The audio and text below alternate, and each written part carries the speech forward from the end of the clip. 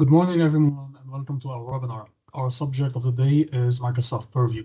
We will focus on the importance of securing enterprise data through comprehensive data management, governance, and AI adoption. I'm Andreas Abikhalil, your moderator for the day. I'm also the partner and program manager at Purview Solution. Before I hand you to today's presenter, I would like to mention our rules of engagement for this webinar. This webinar is recorded and will be available on demand. Please reach out to your partner or direct contact on the team to gain access to it. For questions, please leverage the Q&A feature in your top toolbar. We will dedicate time at the end of this webinar to answer. Our featured speaker for today's webinar is Joseph Calaf, the president of Purview Solution. Joe, the floor is yours.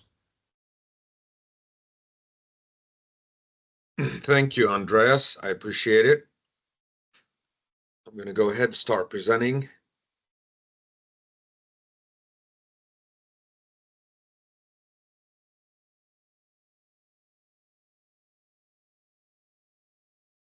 All right. So thank you, everybody, for attending today's webinar. Today, we're going to focus on securing enterprise data with Microsoft Purview. The focus of this webinar is going to be about what is Purview, why is Purview important, and the conversation you should be having with your customers about the artifacts and the various features in Purview and why they will make sense to them. So let's start with an overview. What is Purview? For those of you that have been involved with the Microsoft ecosystem, you're probably very well aware of the fact that branding is a thing, and a lot of features that existed in various platforms within Microsoft's cloud platforms have been rolled up into Purview, and we'll get to that a little bit later. But Purview in itself is a product for data visibility, for you to gain insights into your data on any of the Microsoft platforms and third-party platforms. It also allows you to protect your data, safeguard your data from various potential leaks or malicious activities or anything that is nefarious against the data. It allows you to govern your data. So you could go around across the whole estate and build governance and compliance policies against the data. And it will minimize the risk when adhering to regulatory requirements. And the last thing is, the reason this is a very, very important conversation to be had today is because of the AI effect on data. There's an 80% adoption that will happen by 2026 by enterprises when it comes to AI. And AI is going to significantly increase every single customer's data estate. Whatever data they have today is going to exponentially multiply as soon as customers, enterprises, even small, medium businesses start implementing AI and leveraging different AI platforms within their ecosystem. So what is the impact of AI on data? And this is some data I collected from some various third-party companies out there, and I list them at the bottom. Accenture is one of them, IDC. So 4 out of 5 companies in 2025 listed AI as their top priority. 4 out of 5 companies will have some form of AI within their organization, whether it's across the whole organization or it's specific organizations within the enterprise. AI will be there. AI is supposed to generate 221,000 exabytes by 2026. That is almost unfathomable about as to how much data is going to be generated by next year. And considering how much data is being generated and the rate at which it's being generated, it is going to be almost impossible to protect that data without meaningful tools like Purview. 20% will be really successful in governing and securing their data. What that tells us is the potential data leaks data breaches and data infiltration as we move into this AI world is going to increase significantly for those that are not prepared and for those that do not invest. So there's essential defense. You have to go in and start implementing tools that allow you to be on the defensive, to make sure that you're playing defense when there is an attack. And then there's obviously the responsible offense, right? You cannot avoid giving your information workers and your power users and your workforce the tools to be able to generate and create data. You want to play offense because you want to compete. And if you aren't going to play offense, you will not be able to compete. And data is gold. Data is what it's all about. Generating data is what it's all about for you to remain competitive. So the medium between playing the offense, playing offense when it comes to generating data and going after markets has to be met with significant defense to ensure all of that data isn't just going out there in the wild and you're losing your intellectual property to your competitors and putting yourself at risk for potentially not governing or not having compliance exist. I'm going to give you a few scenarios here. I thought it would make sense. I went and researched this a little bit about some real world scenarios as to what AI can do as it generates data and makes it so easy for information workers, for your workforce to inadvertently leak data or have some stuff get out there. And these are actually, some of them are a year, some of these are 2 years old.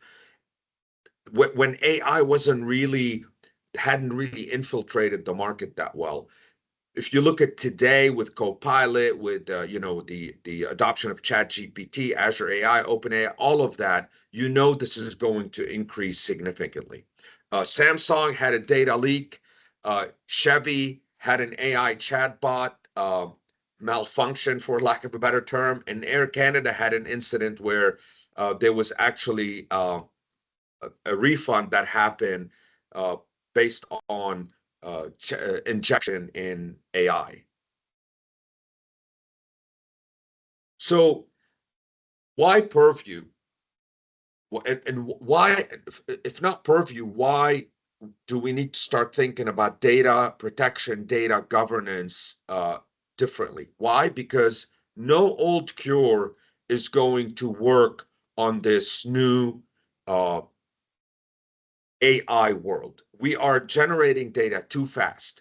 Centralized isn't really that possible anymore because data is coming from everywhere. Decentralized is just too much of an undertaking and will cost way too much money. And federation is the way to go, to allow a platform to federate all of your data and to be able to protect all of your data. And that's where Purview comes in. That's where Purview, as an umbrella, will allow you to touch all of your data, will allow you to go out to the Microsoft platforms. You're not limited to that. You could reach out to other platforms to secure the data.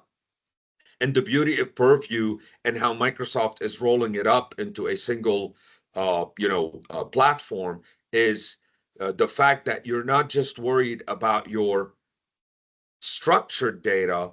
This is also about unstructured data and vice versa. Not just unstructured data, but this is also structured data.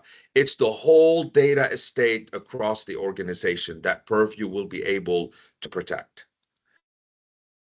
So what does Purview provide you? Scale.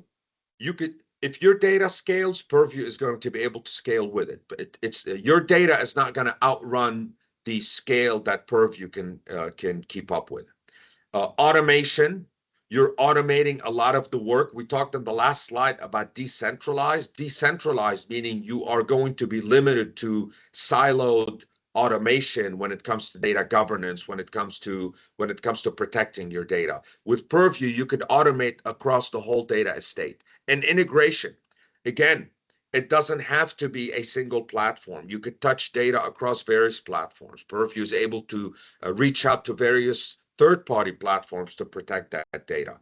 And it's a unified platform. There's a reason why Microsoft rolled all of the various other data products into Purview. You could do data mapping, data scanning, classification, labeling, auditing, you name it. When it comes to data, structured or unstructured, Purview is able to touch on it.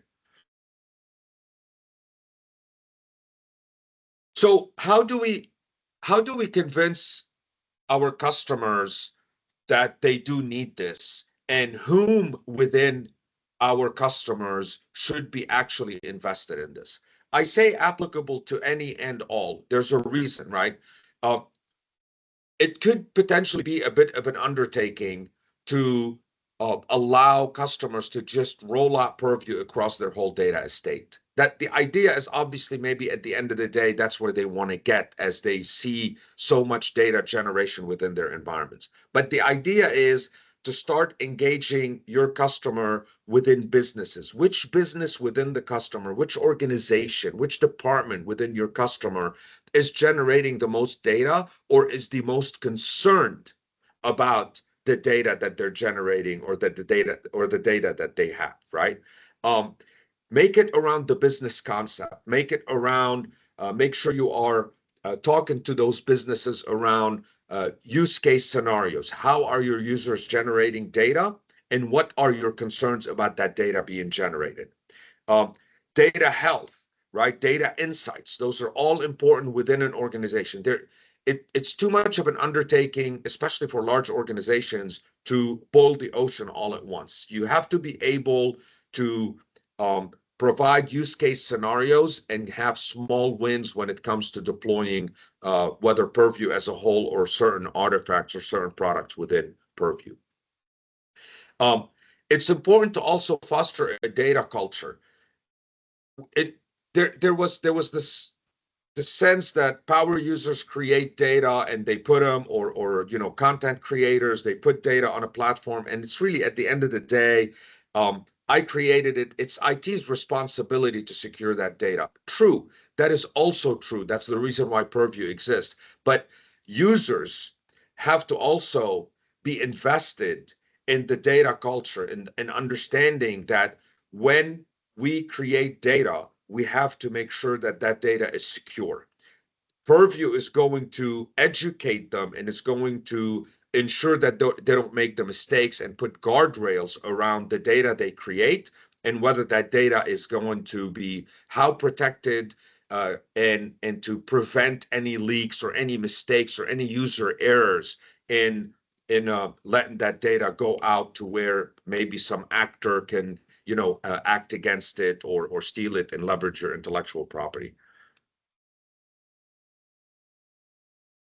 So let's talk about the product as a whole, right? It is a lot of customers come to us today, and this is more of a how do I get Purview out to my customers? A lot of customers come to us today and say, talk to me about Purview, right? It is, again, depending on the size of the customer, it is, again, a little bit too much of an undertaking. Purview has a lot in it. In here, I am listing only a few, only 5 of the features within the product that you could license separately, right? Historically, if you remember, for those that are in M365, DLP was just part of M365. You could do it. It's still part of M365, but it's rolled up into the Purview family. Why? Because data loss prevention is data protection. It's ensuring that your data isn't leaking. So you don't necessarily, as a seller, have to go out to your customer and overwhelm them with the amount of things they have to buy or invest in when it comes to Purview. They don't have to take it all in. They don't have to implement it all. They don't have to pay for it all at once. They could be thoughtful about the approach and about how do I want to protect my data based on the industry they're in, based on their use case scenarios, based on potentially, hopefully not, but maybe historical perspective. What incidents, a lot of customers are going to react to incidents. What incidents have I been a victim of in the past? Is it insider risk? that I have employees? Do I have employees that are potentially leaking data out? Am I worried about that risk, that insider risk? What about information protection? What about I want to make sure that I have information protection on my content, on my unstructured data, meaning wherever it goes, wherever my data travels, I don't really care if it leaves my premises or if it leaves my cloud infrastructure. If it gets to its destination, you always have to prove who you are for you to be able to read it. That's information protection. Data lifecycle management. That's a lot of data governance, which includes why am I keeping my data forever? How do I protect myself from this, what we call data hoarding, data mining? That's not always a good thing. There has to be a life cycle to the data, and it's not necessarily for purge reasons. Nobody is suggesting that you should always purge your data. Obviously, for certain regulatory requirements, you should purge your data. But data life cycle meaning how stale is my data? So all of these are things that Purview is able to provide you, is able to give you these tools to be able to make sure that you're adhering to all of these and you're keeping your data clean, you're keeping your data meaningful, and you're keeping your data up to date so that your organization, your workforce can leverage it and you could remain competitive.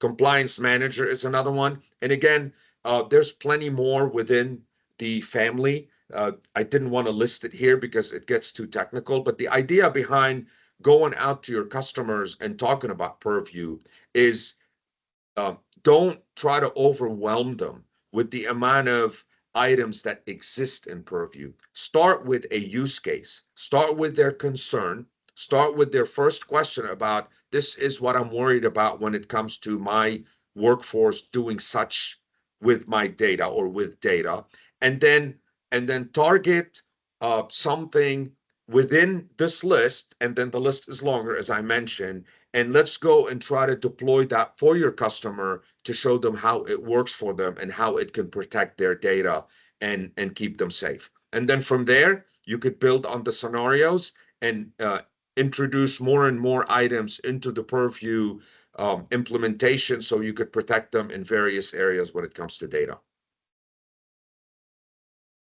And with that, Andres, I will hand it back to you. Thank you, Joe, for this presentation.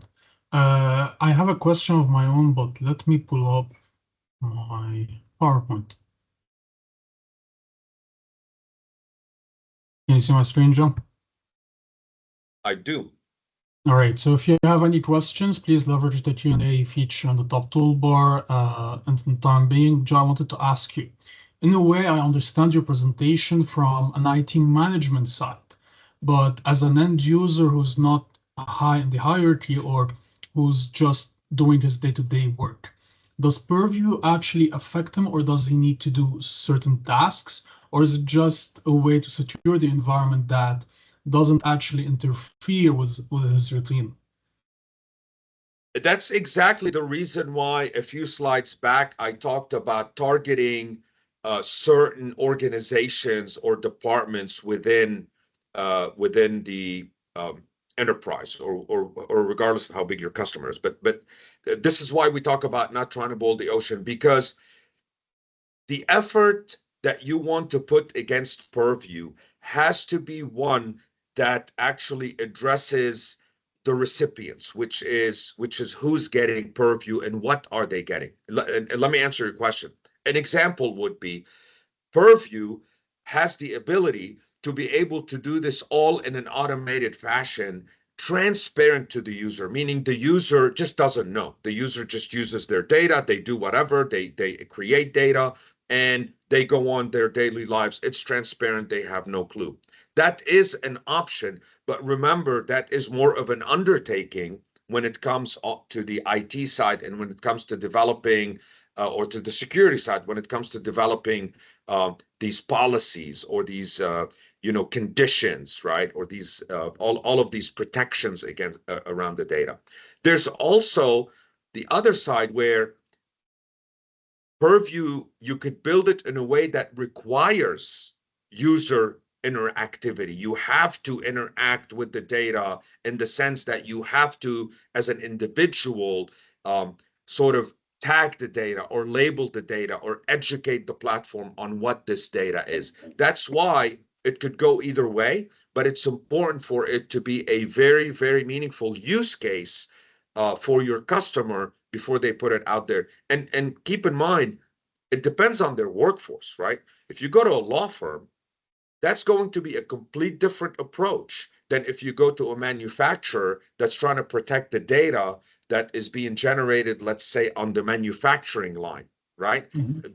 The end user there neither has the time nor the technical capabilities to, let's say, tag data. You have to invest more in that when it comes to Purview. Understood. We have a question. How does Microsoft Purview integrate with other Microsoft services like Azure and Microsoft 365 to enhance data governance? So the beauty of anybody that uses any Microsoft products, right? The beauty is that, as you can only imagine, um, Purview is almost baked into Azure and 365. If you notice earlier, I talked, for example, about data loss prevention. Well, that's always been a feature that's been baked into Microsoft 365. We used it quite a bit here, for example, for SharePoint and Exchange. That's still integrated. Nothing's changed. It hasn't been pulled out. Just because it rolled up into a family called Purview doesn't mean it's just, you have to, re-ingest it in there. So Purview integrates easily with all of your Microsoft products. It's just a license. You light it up and it's immediately available to you for you to go build upon it. When it comes to non-Microsoft products, obviously there's a little bit of additional complexity into standing up, configuring these connectors between Purview and that data platform that's outside. But it will still be able to reach into that data and do pretty much everything it can against data that's living on the Microsoft platform. What are the key differences between Microsoft Purview and other data governance solutions available in the market? So I can't say that I'm an expert on other data solutions available in the market. I know that I could tell you, for example, for a fact that we have a bunch of partners that aren't Microsoft, but that we bring into various engagements where the customer has other needs that Purview might not be able to meet. I'm going to give you an example. So um, when it comes to on-premises data, right? Purview isn't going to be limited. It will be able to get out into your on-premises world to connect to that data set that's living in your colo or in your server room, wherever it might be, and be able to do its task, be able to execute against whatever you build. But there are a lot of third-party products that are going to be able to enhance that capability because Purview was built with cloud in mind. So there are certain things that you will need what we call ISVs, independent software vendors, to come in and plug into Purview. As far as who competes with Purview, I'm sure the list is long. I'm not sure how long, but in all fairness, I can't speak to third-party products as our experiences are strictly focused on the Microsoft stack. If we switch around the question, is Purview able to connect to something outside of Microsoft products or no? Yeah, absolutely. So this is the example I gave earlier. A partner of ours, they are best in class when it comes to on-premises data.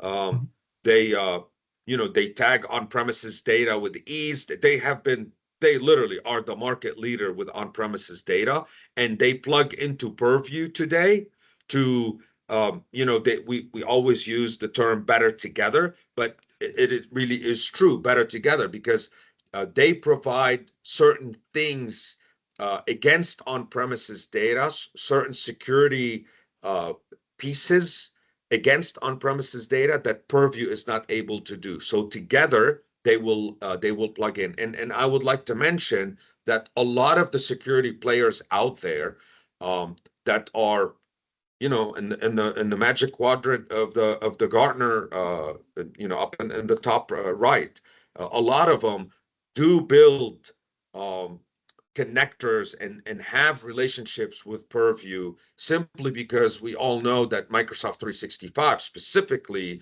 is sort of a market leader, and there's a lot of data up there. So they all are invested in building you know, supportability and interoperability with Purview.